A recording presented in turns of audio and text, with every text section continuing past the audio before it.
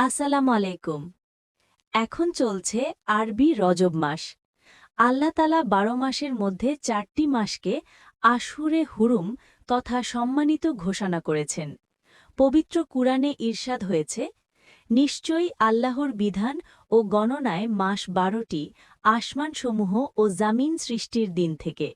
সুতরাং তোমরা এই মাসসমূহে নিজেদের প্রতি অত্যাচার করো না।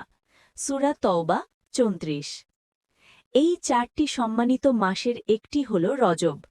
রাসূলুল্লাহ সাল্লাল্লাহু আলাইহি ওয়াসাল্লাম ইরশাদ করেছেন, ১২ মাসে বছর, তার মধ্যে ৪টি মাস সম্মানিত, ৩টি ধারাবাহিক, জিলকদ, জিলহাজ, মহররম, আর চতুর্থটি হল রজব, যা জুমাদাল উখরা ও শাবান মাসের মধ্যবর্তী মাস।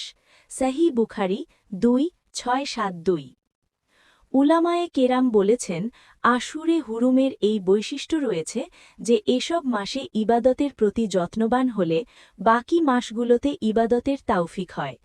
আর আশুরে হুরুমে কষ্ট করে গুনাহ থেকে বিরত থাকতে পারলে অন্যান্য মাসেও গুনাহ